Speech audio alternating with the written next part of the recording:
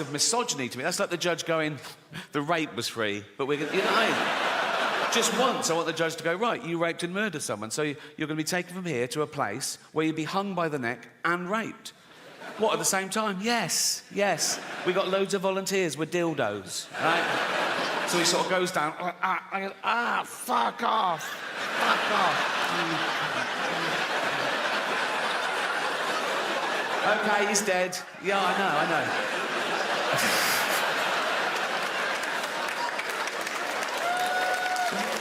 Oh. It might work. But the longer you live, the grumpier you'll get. It's not just going to happen to me, it's going to happen to all of you. Because the longer you live, the more shit you see. And you go, oh, fuck, this again, right? And the more burden you carry. And the older you get, the weaker you get, so the burden gets heavier. And you go, oh, God, this again. And you can't die nowadays. You know what I mean? You go, oh, thank God, I'm dying. Oh, fuck, I'm back. You know what I mean? They can transplant every organ now. Whatever's got, transplant every organ. Not your brain. That wouldn't make sense. You are your brain. So that would be an everything else transplant, wouldn't it? But I'd sign up for that. I don't care about this. It's to get this round. If I could leave £1 million to science, so when I died, suppose when I died, my body's crushed, killed instantly, but my head's intact. They keep that on ice, wait for a body donor. Some poor bloke gets his head crushed, put my head on his body, and I'm back. I know. Statistically, I will get a bigger penis as well, so... The odds are in my favour there, trust me. I wake up in the future, I see the scar and I go, oh, that's all right. You know what I mean? I go, oh, you've always wanted a big knob? I go, yeah, I've always wanted a big knob. I go, let's have a little bit of me time. So and I start, but then every time I look down, I go, oh, that's not my knob. Do you know what I mean? I go, oh, that's not my knob. Oh, that's not my knob. It's not my hand either, carry on. It's like, you know what I mean?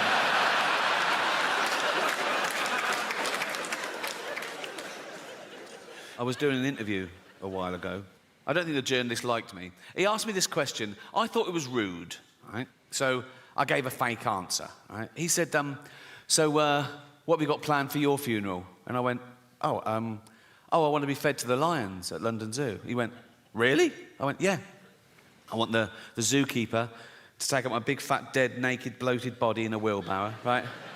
Just dump it in the lion's den, doof, like that. Loads of tourists going, is that the bloke from The Office? Like that, right? And then 2 big lions come out and just start eating me. And lions, they start with the soft bits of the body to get inside to the rib cage. So they'd probably get a testicle each, wouldn't they? Because that'd be the easiest of it. By then, my testicles would be about a yard apart, so they'd be easy. They just start eating towards me. Like Lady and the Tramp, really romantic.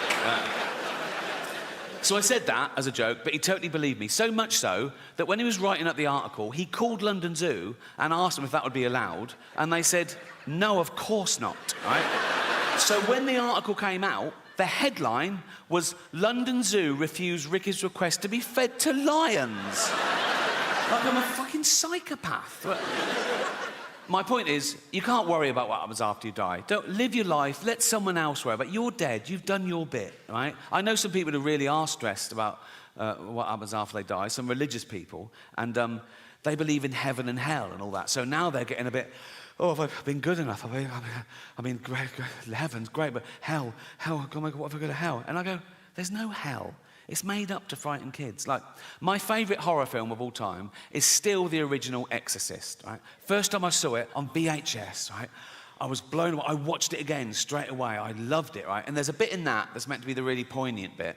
And I laughed the first time I saw it because it was the idea of the devil being this crass and childish. You know the bit. So, the little girl's possessed by the devil, and they're doing an exorcism, and they're throwing holy water on it. She's hissing, right? They're going, the power of Christ compels you. The power of Christ compels you. And at one point, the devil makes the little girl turn her head round, and he makes her say, your mother sucks cocks in hell.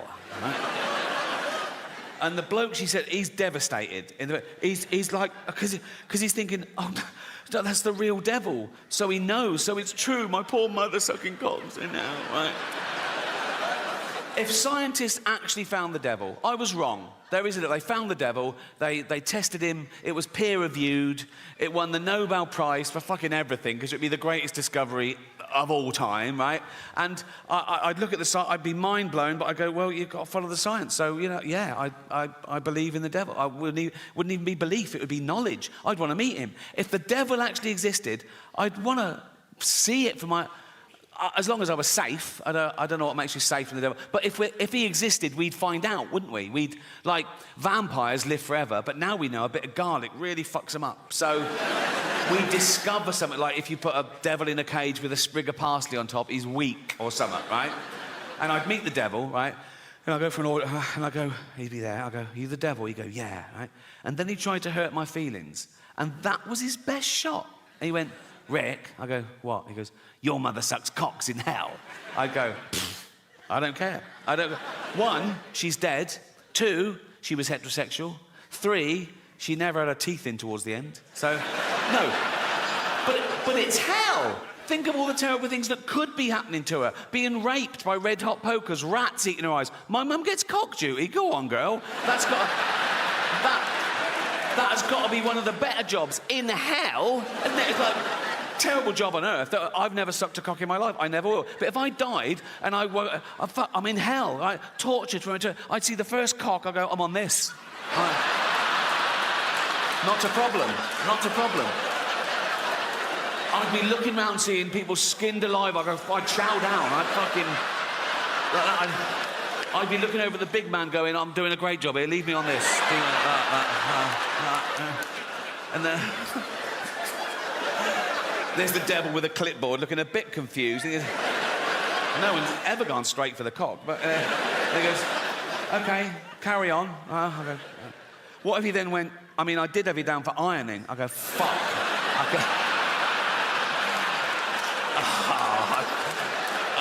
I could have been ironing. Who's getting their cock sucked in hell? That's what I would... Because we're there for punishment, and that's a little treat. Do you know what I mean? It's like, I'd be there, right, thinking, feeling a bit smug, right, and I'm thinking, oh, this is great. Not great, but, you know, I'd be... But the devil's a trickster, isn't he? One day I'd go, I wonder whose cock this is. And I look up, oh, it's fucking Hitler. I'm fucking sucking Hitler's cock. How is this all right to do this in public? Because... if I followed one of you home tonight and I shouted through your letterbox, sucking fucking Hitler's cock in hell, you'd call the police. But you've paid to hear me say this shit. Fuck you that. Oh.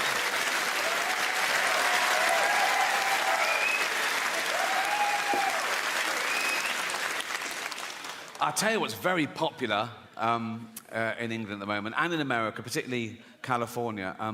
Mental illness. Oh, it's taken off. It's taken off a trip. When I was at school, you were either thick or clever, normal or mental, right? Now there's like 1,000 new mentals, right? And it used to be a stigma. They go, I'm not mental. Now people go, I'm mental. You know what I mean? They want to, I'm mental. It's like everyone I know in media is ADHD. They go, I'm ADHD. I'm ADHD. Yeah, so I'm ADHD. Take the test. Yeah, I took the test 5 times, passed it on the 5th. Oh, well done. Right? They go, and it's like, I'm writing a song about it, I'm writing a poem about it, I'm writing a book about it. Oh, well, yeah. And they brag about it. They put it in their CV and in their...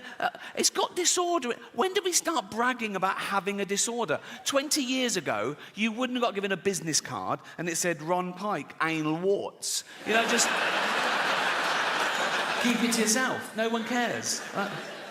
I think the new pandemic amongst the youth is going to be fear and anxiety, because now we've had a whole generation who grew up with social media. Instant gratification doesn't build character. They're not socialised properly. They can't deal face-to-face with people because they're used to hiding behind an identity and an avatar, and now they've got teachers and parents enabling their mental illness as opposed to trying to snap them out of it. And now they fear the thing they once loved. They're worried about the internet and AI. Young people are really worried about artificial intelligence. And I say this about AI.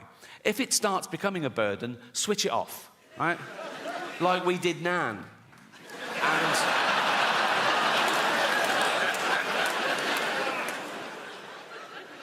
And... Another big fear amongst the youth is climate change. They're really worried about global warming. And I looked into it, and if the polar ice caps completely melt, the sea level will go up about 60 metres around the world. So all coastal areas will be affected a bit. But the real devastation, the real loss of life, will be in places like China and India. So relax. It's fine. But we all suffer from a bit of mental illness. We're all on the spectrum, aren't we? We've all got a little bit of OCD or anxiety or whatever. Like I'm a hypochondriac, right? Every morning I wake up and I think, right, what's wrong? Like I go, what's that? Is that wasn't there yesterday? Oh, that was, what's that? What's that? And I Google it. I think, what? And I catastrophize as well. So I Google it and the first sort of like 5 or 6, I'm fine with. Like it goes, it could be anxiety, yeah, could be lack of sleep, yeah, I didn't sleep. Could be lack of fibre, yeah, I'll have some more fibre. Could be lack of vitamin B, I'll get it. And then I just keep pushing it. Like it goes, could be cancer. I go, it's cancer, it's cancer.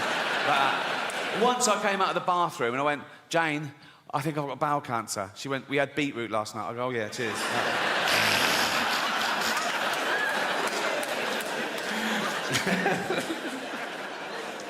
I want to end with a couple of true stories, if I may. As I said, I think this is my most honest and confessional show so far. So I want to talk about something I haven't talked about before, and that's to give you a glimpse behind the curtain of the Golden Globes. Right? And thank you. I last hosted the Golden Globes in 2020. It was the 5th time over a 10-year period, and I liked them more and more, and the last one was my favourite, because the world changed in that 10 years. You know, like the first time I hosted them in like 2010, the press of America, they hated me. Right? Who is this annoying Brit insulting the most important people on the planet? By the last time I hosted, they were like, yeah, go on, fuck them. Fuck them, right? Because ordinary people had got sick and tired of being lectured by these multi-millionaire, nothing wrong with that, these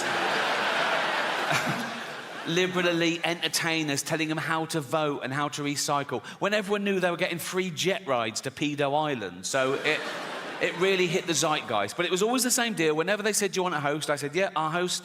I said, but I'm going to write all my own jokes, which was unheard of, apparently. I said, I'm going to write all my own jokes, and I'm not going to rehearse, so you can't hear the jokes beforehand, you can't cancel any. And they let me do that. I did have to show a lawyer the jokes about an hour before to make sure I hadn't broken any laws, and I never had, because I know the law. Sometimes the lawyer would go, are you sure you want to say that? Right? And I go, is it legal? They go, yep, technically. I go, let's do it. Right? I've never had a joke stopped by the Golden Globes. That says something about them, to be fair, right? So, anyway, thank you. This last time, they said, oh, you've got to see the lawyer the day before now. I went, OK, great. So I was driven to the Beverly Hills Centre, and they're all setting up, right? And the photos of the A-listers are all in their chairs. I go, oh, there's Brad, there's Leo, there's Bob, oh, this one. And this big guard showed me to this room, and he opened the door, and he shut it behind me, and I looked, and there were suddenly 10 lawyers in suits. It was usually like this middle-aged woman in a jumper, right? And I thought, what the fuck's happened? I think, oh, is it because it's my last time and they're just making sure I don't say anything? Right? And they were there, and I went, hi. They went, hi. I said, should I do the monologue? They went, please. Tough crowd, right? So I had the monologue, right, and I was sort of going through. It was like 7 or 8 minutes long. So I was doing the jokes, and after each joke, I sort of looked up, and they were sort of going, making notes like that. A couple of the younger ones were going like that, right? And I got to the end, and I went, that's it. And they went, good. I went, oh, great. I went, yeah. And then the head lawyer, he was about 60 years old, he had like white hair. He went, oh, yes, there was one thing. Now, I did this joke, I don't know if you remember. It went, the world got to see James Corden as a fat pussy. He was also in the movie Cats, but no one saw that. And it goes on, at one point I go, but Dame Judi Dench said it was the role she was born to play, because she loves nothing better than plonking herself down on the carpet, lifting her back leg, and licking her own minge. Right? So, this lawyer went, he said, this is all true, by the way. He went, when you say James Corden is a fat pussy, that's just referring to his role in Cats, right? I went, yeah. Yeah, definitely. Nah. And he went, OK, great. I thought, this is easy. I wanted to go, call yourself a lawyer, right? And that was it. And I went, have a great show, and I left.